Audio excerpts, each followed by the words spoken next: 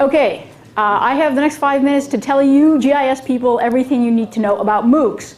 The first thing you need to know about MOOCs is it's the worst 4-letter acronym ever. But let's go through it with care and we'll learn all about it. So, the M in MOOCs is for?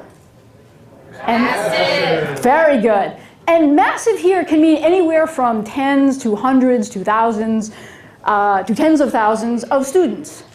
And it sort of doesn't matter, MOOC is the term, but sometimes they're not so massive and we call them OOCs. Now, O stands for open, and the important open here is open to anyone, anywhere for free. There are other meanings of open. Those may or may not apply in this situation.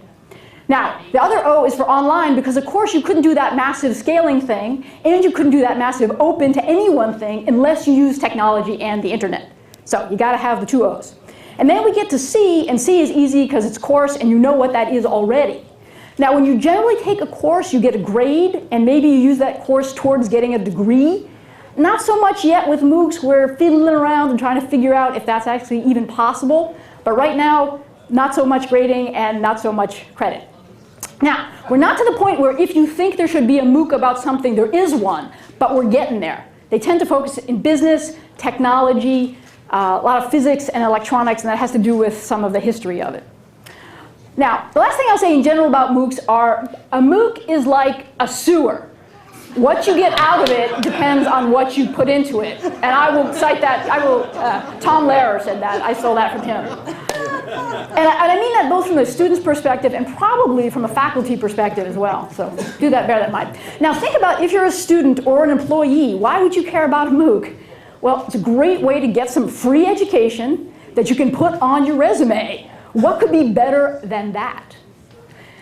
Now, if you look at it from the other side, from the employer side, well, how about getting some free professional development for your employees? Maybe even give them time during the day to study. And I know employers who are already doing this.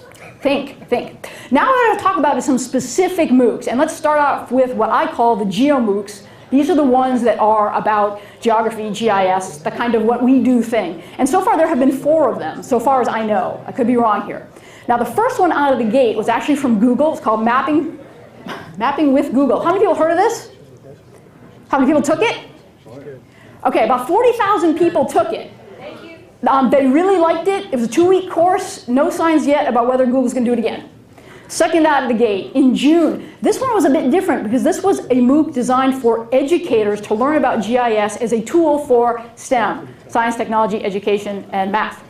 Science, technology, engineering, science, technology. Okay. The third MOOC out of the gate was out of Penn State on the Coursera platform.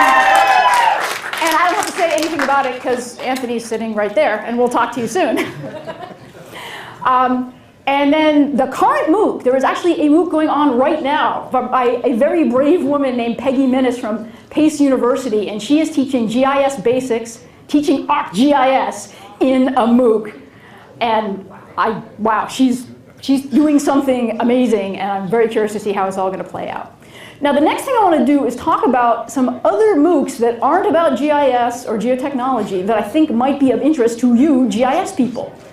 Because, let's face it, what we do has a lot of layers in other areas.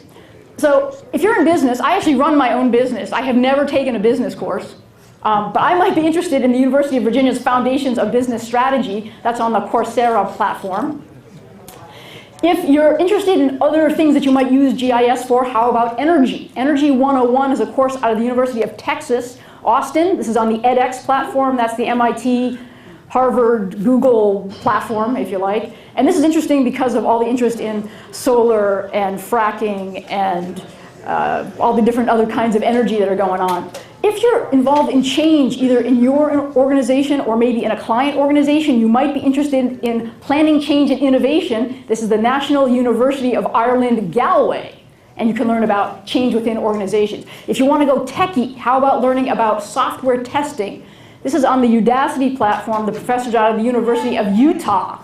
And you can learn all about software testing. Now, Udacity is a bit different because instead of starting with a cohort, you can actually start the class whenever you want. The last thing I'll say is links about all that stuff is at All Points blog as part of Directions Magazine. And I really encourage you to go and take a MOOC.